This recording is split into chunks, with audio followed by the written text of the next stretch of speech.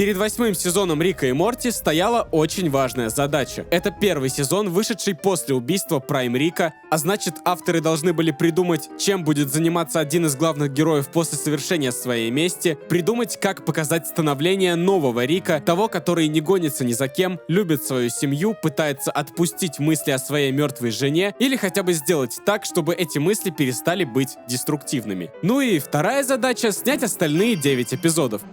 Здравствуйте! На этот раз мы подробно поговорим о недавно завершившемся 8-м сезоне нашего любимого мультсериала «Рик и Морти». Детали, анализ истории, мое недовольство всем подряд, мое иногда проявляющееся восхищение всем подряд и все остальное здесь и прямо сейчас. Начинается 8-й сезон с эпизода про Матрицу, в которую Рик поместил своих внуков, чтобы наказать их за взятую без спроса зарядку. Когда вышла эта серия, помню, был большой пласт людей, писавших, мол, идея с Матрицей не нова даже для самого сериала, поэтому эпизод скучный и не особо уникальный. Однако не соглашусь, здесь использование Матрицы отличается от привычного для других произведений. Она была создана для наказания человека за что-либо и по запросу генерирует свой мир, то есть является адаптивной. Этот факт позволил довольно забавно засунуть Рика в эту Матрицу, чтобы она наказала его за помещение людей в Матрицу, а после всего за несколько секунд обмануть наши ожидания дважды. Именно поэтому нельзя воровать изобретение своего деда! Из-за типичной фразочки NPC из Матрицы, произнесенной реальным человеком, мы подумали, что наши герои все еще в Матрице, но потом это оказалось не так. В общем, забавно и достаточно интересно в этом эпизоде используется концепция Матрицы. Также начало 8-го сезона дает нам очень хорошую драму. За Морти, прошедшим войну, было очень интересно наблюдать. Наш пацаненок по-настоящему повзрослел, а еще заработал себе ПТСР, причины которого прописаны неплохо. Я прям прочувствовал боль нашего пацаненка. Мы его взяли, а сам Бен Чарджин мертв. Мощные сердца, мощный заряд. Мощные сердца, мощный заряд. Повзрослевшая Саммер тем временем выглядит взрослой, но все равно не поумневшей, хоть и пытается она себя выставить что-то понимающей в этом мире женщиной. В целом, какой была Саммер, такой и осталась, только лишь усилив свои недостатки, которые ранее хотя бы могли быть оправданы переходным возрастом. В данном эпизоде нам показали мысленный эксперимент на тему, что будет, если заставить детей прожить жизнь, а потом вернуть их сознание в детские тела. Морти мстит Рику, засовывая его самого в Матрицу, а Саммер, думая, что повзрослела и теперь не нуждается в прежних отношениях с матерью, пытается стать для Бет подругой, что, очевидно, ошибка. Вернее, очевидно для авторов, и об этом нам они хотят сказать. Родитель и ребенок не друзья и не подруги и не должны ими становиться. Даже если они каким-то образом будут одного возраста, даже если они будут думать, что так нужно. Ну и в какой-то момент мы понимаем, что Бет тоже не знает, как ей общаться со своей повзрослевшей дочерью. Может, потому что она сама не до конца разобралась со своим внутренним ребенком. По этому поводу поговорим в одном из следующих эпизодов. В общем, псевдовзрослых в этой серии на самом деле было 3, а мы и не заметили. Эпизод неплохой. Был бы еще лучше, если бы не закончился просто ничем. Нашим героям стерли память, что, конечно, логично, но является мною не очень любимым приемом. Герои прошли определенный путь, они должны были понять что-то, пережив свою историю. Однако Рик отменяет все последствия. А еще оставляет детей, по сути, без наказания и становится садистом, который просто так издевается над своими внуками, а потом стирает им память об этом. Весело. Второй эпизод встречает нас пародией на типичный тупой боевик с монстрами-суперсолдатами, со злодейским злодеем, злобно смеющимся и рассказывающим свои планы врагам. Понравилась ли мне эта пародия? Не особо. Сама пародия, не скажу, что сильно забавная, да и при этом кроме этой пародии здесь почти ничего нет. Само повествование эпизода находится примерно на том же уровне, что в типичных боевичках, которые здесь, предположу, высмеиваются. Да, представьте, мне даже сложно понять, действительно ли высмеивают Рик и Морти подобных тупых антагонистов и их зловещие планы, или на полном серьезе выдают это как сюжет эпизода. На бумаге, кстати, эта серия должна была быть очень интересной. Космо Бет, Грамфламиты, штаб сопротивления, птичья личность со своей дочкой. Что еще нужно? Однако слишком сильно авторы скатываются в пародию, при этом уподобляясь объекту этой пародии. Вся сюжетная линия со злодеем-доктором, создающим суперсолдат-мутантов, пробивает на ощущение того, что я сейчас смотрю каких-нибудь черепашек-ниндзя, только не тех самых с крутой визуальной стилистикой, интересными персонажами и часто неплохим юмором, а их лайв-экшн-версию с переигрывающими актерами и костюмами, взятыми из реквизита недавно прошедшего детского утренника. Насчет юмора. Ради него здесь персонажи часто становятся умственно отсталыми, что, конечно, не всегда плохо, но по большей части превращает историю в глуповатую клоунаду. И в целом, юмор здесь, который должен был стать важнейшей частью эпизода, не очень хорош. Я не нашел ничего прям смешного. Помимо маленькой сценки с рассказом о плане Рика по предотвращению катастрофы на Грамфломе, где очень смешно переиграли комедийное клише, слова персонажа диаметрально противоположны тому, что происходит в следующем кадре. И вывели его в абсолют, наложив те самые слова персонажа, которые на самом деле обернутся вообще не так, как они думают, одновременно с тем, что произойдет на самом деле. Следующий эпизод про Цитадель, вернее, про то, что от нее осталось. Для начала хочется отметить очень грамотный переход от рассказа о наших героях к повести о совсем других, содержащей небольшую мета-шутку над зрителями. Рик и Морти остановились на случайной планете рядом с обломками старой цитадели, чтобы залатать корабль, и встретили негативно настроенного, видимо, ко всем чужакам, Рика-деревенщину, типичного фермера-отшельника, влюбленного в свинью. Находясь под дулом ружья, наш дедушка говорит такую фразу. Эй, полегче, старик! Я слышал про таких одиночек, Морти. Но ведь несколько лет назад он сам был таким одиночкой. Эти слова показывают, насколько эмоционально далек наш Рик от себя старого, того, который был вечно один и не видел в жизни ничего, кроме мести за свою жену и дочь. А еще у нашего ученого происходит вот такой диалог с Морти. Ебучая деревенщина. В чем его проблема? Морти, я не могу представить ничего хуже, чем быть в курсе его проблемы. И именно после этих слов Рика нас, зрителей, заставляют испытать то, хуже чего наш герой не может себе ничего представить. Нас погружают с головой в проблему Рика деревенщины, в его историю и историю оставшихся в живых клонов Рика и Морти, которых во время перезагрузки межпространственных путешествий было некуда отбрасывать, нежели сюда, в кучу обломков цитадели, туда, где этих искусственных дедов с внуками и создали. Здесь начинается пародия на вестерн. И на этот раз все достаточно серьезно, круто, еще и с неплохим юмором. История Рика Фермера, а по совместительству бывшего лучшего ученого по клонированию людей в цитадели, очень интересная. Это один из тех Риков, которые на самом деле любят Морти, но по какой-то причине ему приходилось работать на тех, для кого Морти не более чем разменный материал. А может, осознал он ужас своих прошлых действий только во время жизни на ферме, неважно. Вернее, важно, но нам об этом не расскажут. Морти бармен хорош. К тому же его история еще не закончена, возможно, мы еще увидим его в сериале. Главный злодей эпизода только не понравился совсем. Слишком карикатурный. Его карикатурность была объяснена тем, что он являлся талисманом закусочной в цитадели, однако на самом деле лишь его внешний вид,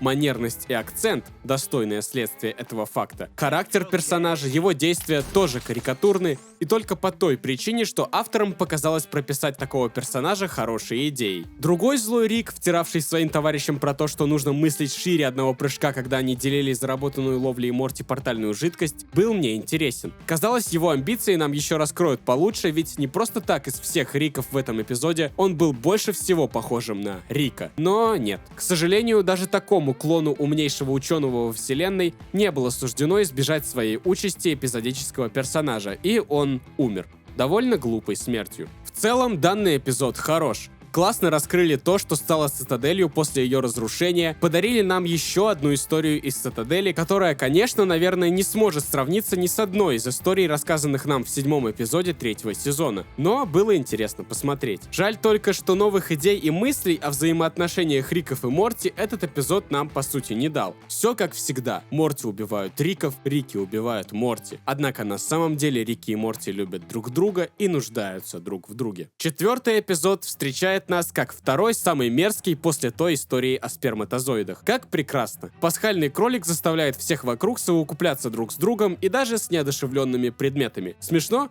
Как вам, а? А смешно вам с чуваков, у которых жопа не сзади, а спереди? Ладно, на самом деле было забавно то, как Рик и Морти обсуждали эту особенность этих существ, окей. А как вам блюющий в рот трупу зайца Джерри, например? А когда выделенная им субстанция течет из носа этого трупа? Забавно? Ладно, на самом деле я могу понять, что авторы не хотели именно насмешить зрителя здесь. В них, думаю, неожиданно проснулась жажда снять боди-хоррор. Но лишь маленький момент превращения Джерри в пасхального кролика стал в меру мерзким, страшным, ужасным и шокирующим. С остальным переборщили. И это не проблема. Проблема в том, что переборщили немного не в ту сторону. Хочется видеть осмысленный ужас, шок и одновременно с этим ухмылку на своем лице, нежели закрывать лицо руками, лишь бы только не видеть, насколько плоско пошлая и мерзкая вещь происходит на экране. Ну а в целом эпизод рассказывает нам об обычном приключении Рика и Морти. Просто норм, с поправкой на мерзкую движуху. Кстати, было забавно, когда один из рыцарей играл на органе фоновый саундтрек. Сразу вспоминаются какие-нибудь тики-токи, в которых фоновую музыку неожиданно для зрителя, думающего, что композиция просто наложена на монтаже, играет на самом деле человек за кадром в реальном времени.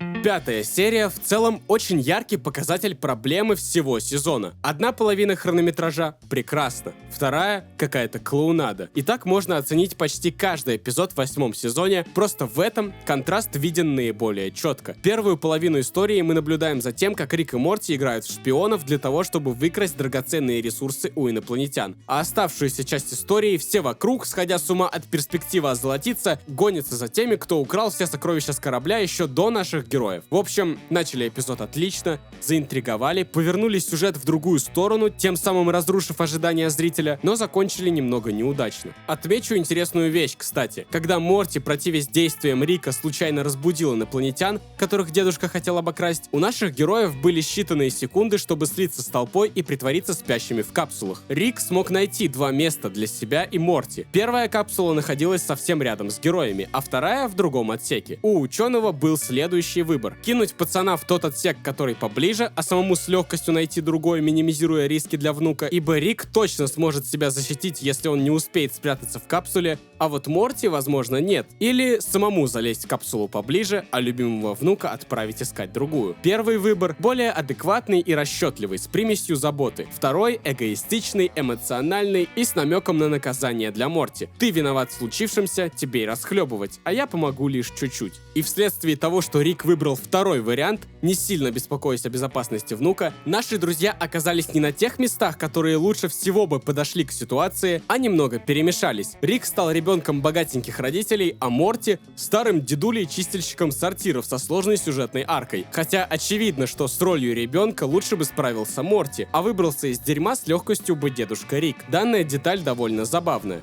По крайней мере, я ее таковой нашел. Следующий эпизод, рассказавший нам многое о Бет, ее отношении к отцу, ну и немного о самом отце, очень хорош. Начинается история данной серии с демонстрации того, что обе наши Бет несчастны. Хотя Космо Бет была создана для того, чтобы отказаться от заботы о семье, начать заниматься собой и, наконец, стать счастливой. Эпизод говорит, что на самом деле дело было не в семье. И не в Джерри, и, возможно, даже не в ужасном детстве без отца. Почему мы несчастны?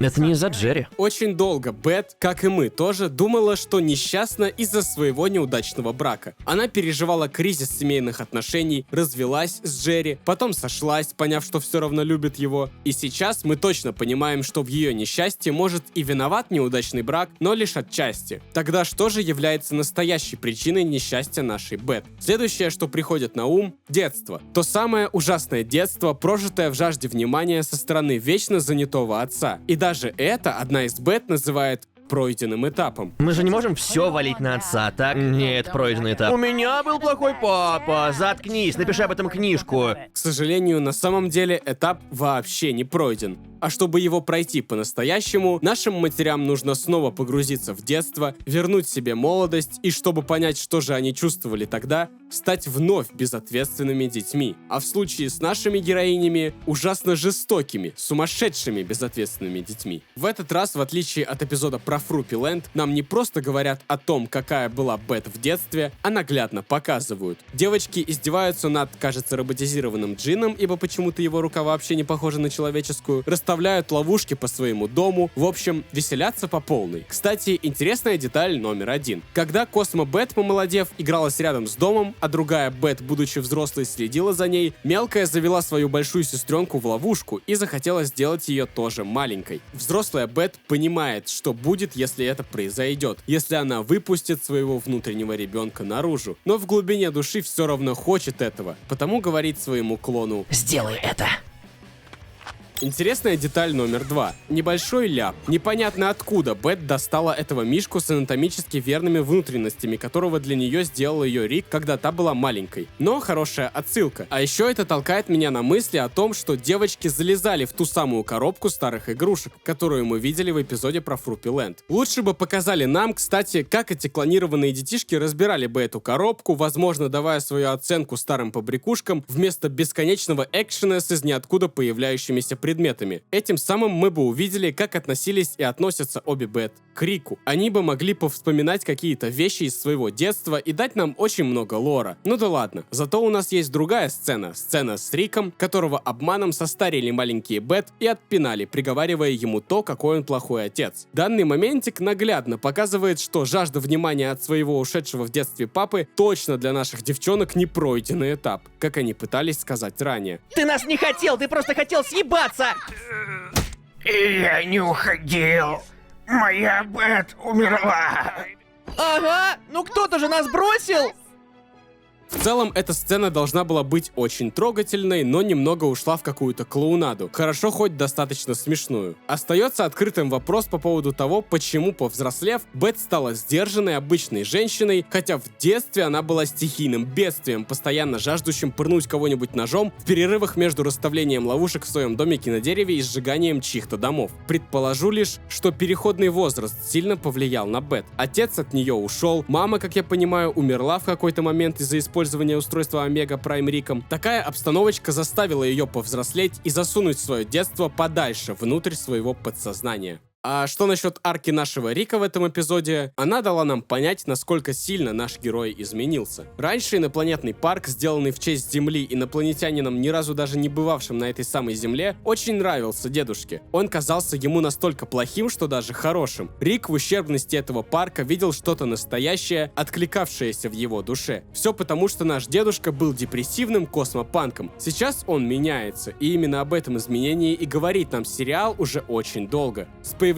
Космо Бет, потери такой близкой, как раньше, связи с птичьей личностью, разрушение центральной конечной кривой, убийство Прайма, Панк начинал по-настоящему взрослеть. Птич и Рик обзавелись семьей, действительно ценной для них семьей, и потихоньку все вещи из ужасного прошлого нашего деда уходили в небытие, включая отрицание всех человеческих ценностей, старую философию, неспособность бороться со своими психологическими проблемами, ну и любовь к парку Земли. Да, я не знаю, кажется, Морти был прав. Что крутого в том, что в воде кори, типа змеи? Да, развлекайтесь, ребят.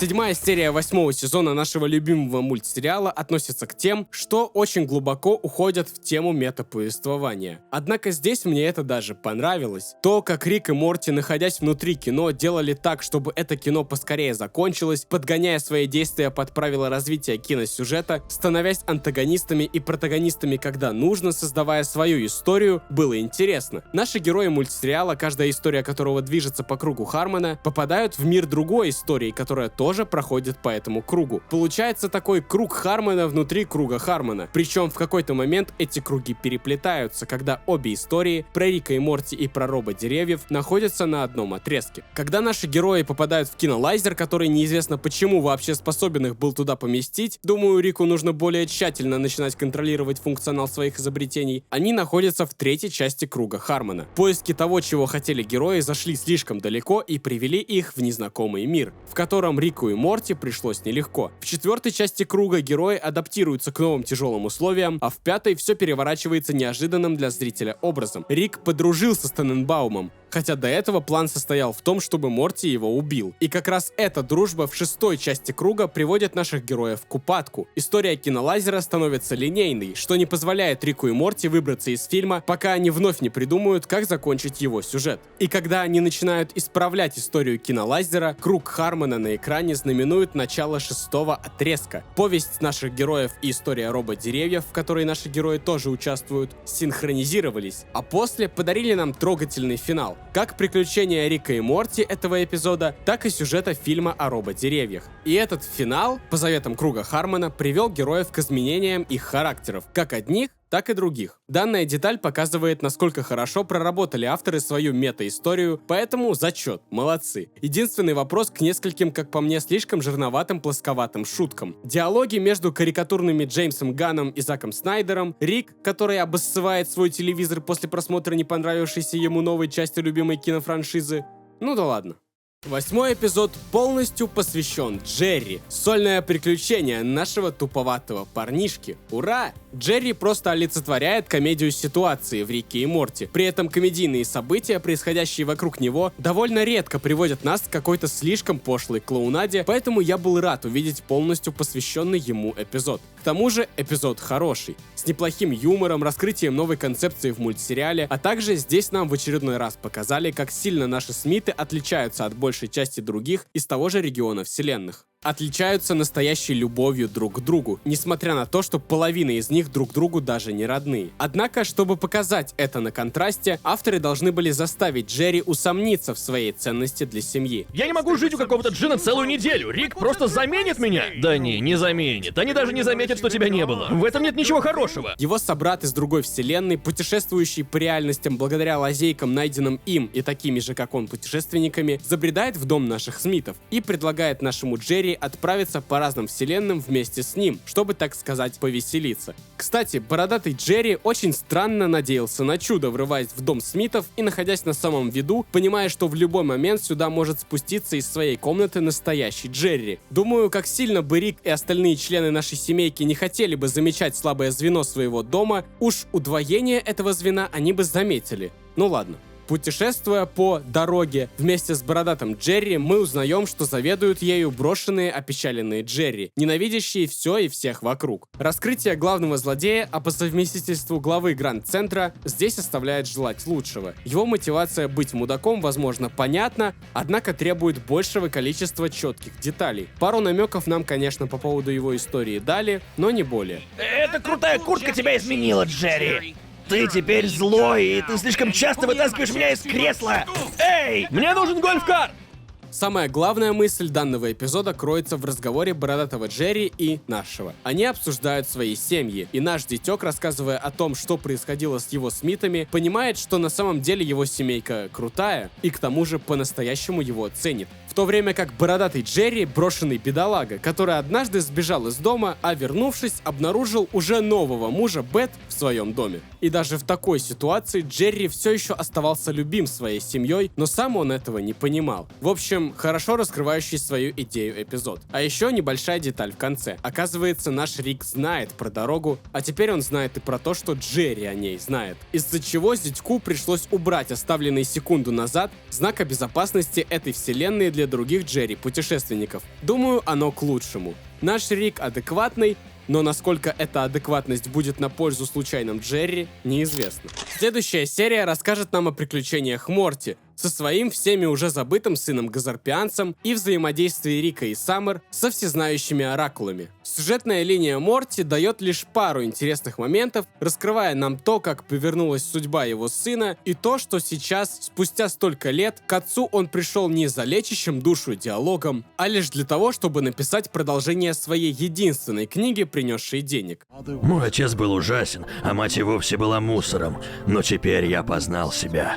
И почему-то этого было достаточно. Также интересно показана работа Спасатрона, изобретение Рика, сортирующего мусор на свалке нашего дедушки. Здесь мы увидели мысленный эксперимент на тему того, что будет, если искусственный интеллект зачем-то наделить страхом совершить ошибку и быть отруганным своим создателем. Однажды Спасатрон отметил бриллианты как ценную вещь и сообщил Рику о ценности, однако тот наорал на него, ибо для нашего ученого какие-то там бриллианты не являются чем-то заслуживающим внимания. Что вообще-то надо было тогда заносить в базу данных Спасатрона, а не просто надеяться, что искусственный интеллект сам все поймет. Я что-то не очень понимаю, как Рик вообще проектирует свои изобретения. Он будто их специально вечно недопиливает. Короче, Спасатрон должен сам догадываться, что для Рика будет ценным, а что нет. И это невозможно, если не обращаться напрямую к нему для оценки каждого потенциально ценного предмета. А Спасатрон у нас не любит, когда на него орут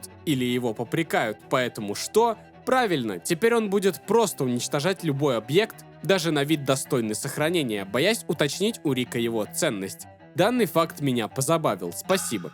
История с оракулами, кстати, тоже является интересной. Показывает, как работает детерминизм, но, к сожалению, не заходит дальше мыслей «все предрешено», и даже знающие, что именно предрешено, тоже являются участниками этого самого предрешенного будущего, и им приходится следовать лишь одному тому пути, который приведет их к желаемому, даже если ради этого придется якобы не заметить, как тебя накачивают наркотиками и похищают, или пропустить удар сковородкой по лицу. Блять! Господи, Саммер! Сковородкой! Я думала, она это предвидит! Я даже немного подыграла ей! Деконструкции детерминизма, каких-либо глубоких мыслей или особой пищи для размышления по поводу херни с предсказаниями здесь не нашлось. Хотя, наверное, проблема лишь в моих завышенных ожиданиях в целом к любому эпизоду Рика и Морти. Кстати, странно, почему эти завышенные ожидания в моей голове вообще образовались? Наш любимый мультсериал всегда же был настолько часто поверхностным и немного однобоким, правда? С чего бы мне тогда думать, что я должен в новых эпизодах видеть что-то другое?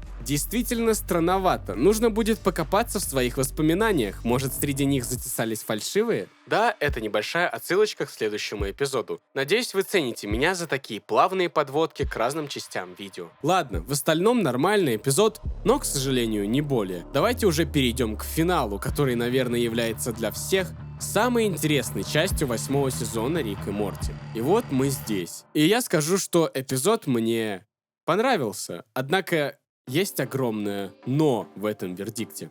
Первое, что из хорошего хочется отметить, отличная завязка сюжета серии, заключающаяся в грамотно выстроенном стечении обстоятельств. Рик во втором эпизоде сегодня разбираемого нами сезона впервые, думаю, за несколько лет встретился с Жуканной, с которой вновь начал небольшую интрижку. Однако наш дедушка имеет большие проблемы в романтических отношениях после смерти своей жены. Он боится сблизиться. Давай, Саммер! Что за Саммер? Я должна ревновать.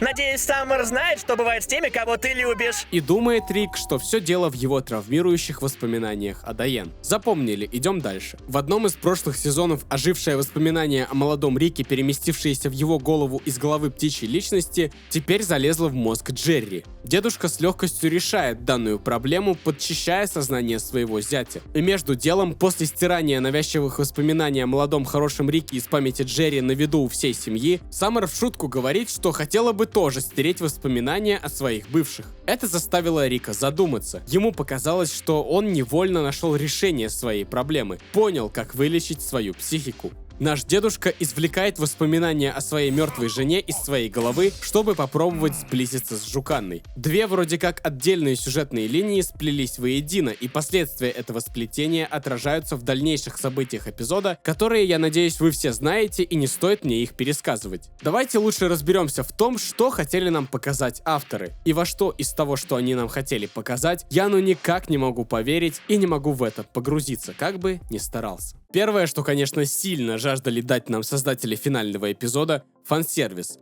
показав нам в воспоминаниях нашей Бет Прайм Рика, например. Кстати, если они действительно здесь показывали якобы Прайма, то у авторов серьезные проблемы с пониманием собственного лора. Ибо наша Бет не дочь Прайм Рика, его дочь сейчас отдыхает где-то под землей на планете Кроненбергов, а в воспоминаниях нашей Бет Прайма уж точно быть не должно. Показав сцену с долгожданным и трепетным воссоединением Рика и Дайен, только теперь не в проекции страхов Морти, находящемся в дыре, а в качестве встречи двух оживших воспоминаний. Причем Рик здесь из воспоминаний птичьей личности, а Дайен из головы нашего Рика, только еще и после использования Праймом устройства Омега, которое глушит воспоминания об удаленных при помощи него людей в памяти других. Поэтому считайте, что нам показали романтику между двумя лишь микроогрызками двух личностей. И в этом эпизоде почти все ощущается вот так, понарошку. Даже Рик, извлекая из своей головы воспоминания о Дайен, сделал это мягенько. Оставил записочку, чтобы потом, когда поймет, что, цитирую, проблема уже не в мертвой жене, откатить все назад. И как он понял вообще, что проблема не в ней. После стирания воспоминания о Дайен, Рик все равно помнил, что у него была жена, что она важна для него, что она мать его дочери, о которой воспоминания он, напомню, не стирал, и так далее. Если уж и промывать себе голову, то дочисто, так чтобы действительно даже не думать о своей мертвой жене. То стирание, которое нам показали в сериале, по итогу ни к чему не привело и не могло ни к чему привести. Каких-то ужасных или хороших последствий этого действия тоже по сути не было. А ведь наш драматический герой, самый умный человек во вселенной, настолько устал от своей неспособности сблизиться с понравившейся ему женщиной, что аж решил промыть себе мозги. Это же просто великолепная возможность показать нашего Рика таким, каким мы его не видели еще ни разу. Не травмированным, якобы излеченным психологически. Может быть, он превратился бы в типичного Рика, в одного из тех, кого мы видели не раз в Цитадели, в одного из тех, кто не видит ценности ни в чем. А может быть, наоборот, он стал бы тем самым примерным семьянином, которым был до встречи с Прайм Риком. В любом случае, мы бы увидели нашего дедушку лишенным своей травмы и сожаления о своей мертвой жене. Думаю, на это было бы очень интересно посмотреть. А еще, чуть позже мы бы, конечно, своими глазами увидели, что на самом деле воспоминания о Дайен не являлись единственной причиной неспособности Рика сблизиться с Жуканной. Мы бы поняли, что промывка собственных мозгов в избегание травмирующего опыта из прошлого нашим ученым было опрометчивым решением. И тогда другим героям нужно было бы достучаться до подсознания Рика, заставить его вспомнить о своей жене и понять, что нужно скорее вернуть все так, как было. А тот опыт, который наш дед приобрел, по-настоящему забыв о Дайен, позволил бы ему осознать свою ошибку и, возможно, наконец отпустить свою мертвую жену, понять, что ее смерть нужно пережить и проработать, а не задушить и закопать. Это был знак? Ты отпускаешь прошлое? Я понимаю, милый, я прощаю тебя. Не тебе это говорить, ты не она! Я тебя построил, чтобы терзать себя! Весь этот ебучий таймлайн проклят, надо валить отсюда! Потому что ты хочешь жить дальше. Не хочу! Но я должен. Кстати, хочу сделать акцент на недавно произнесенной фразе «мы бы увидели», ибо весь 10-й эпизод 8-го сезона нам только и делают, что рассказывают о чувствах героев, проговаривают словами одних персонажей эмоциональное состояние других. Или же сам герой говорит о том, что чувствует. Так, словно это не слова персонажа, а пометки для режиссера. Холодные и слишком невыразительные. Я выкинул воспоминания о твоей маме из своей башки, и теперь я более эмоционально открыт. Чего? Ты выкинул маму из своего мозга? Я удалил свою жену из головы, у меня сейчас сложный период! Я анализирую! Похоже, проблема не в твоей мертвой жене! Однако я зритель. Я хочу видеть то, что авторы хотели мне показать, но, видимо, они не способны грамотно это именно показать. Потому они лишь говорят. Хотя здесь... Нам пиздец, нам крышка. Ну а потом... Здесь... Или здесь... Мы понимали, что происходит с нашим героем, не слыша от него ни единого слова. Рик! Морти, где твой ошейник? Я починю его! Я уронил его!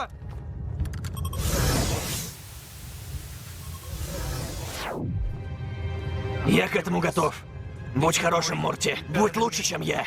Авторы не ставят ставок, они словно боятся это делать. Это видно, например, в промывке мозгов Бет воспоминаниям о молодом Рике в ее голове. Нам в самом начале эпизода показали, что любые подобные махинации с воспоминаниями легко откатываются. Также последние сезоны мы все сильнее и сильнее понимаем, что персонажи в мультсериале Рик и Морти умирать уже точно не будут. А если даже и умрут, воскресить их плевое дело. Так из-за чего вы предлагаете мне переживать? Зачем вы ставите такие протяжные, якобы изображающие накал эмоций сцены, хотя любой зритель понимает, что все последствия действий персонажей здесь наилегчайшим образом обратимы? Авторы на бумаге прописали на самом деле сильную историю, в конце показывающую нам очень важный шаг в самолечении Рика, который, мол, наконец понял, что ему нужно идти дальше и теперь готов отпустить воспоминания о своей жене в свободное плавание наедине с воспоминанием о себе молодом. Однако оно не работает настолько сильно, насколько могло бы.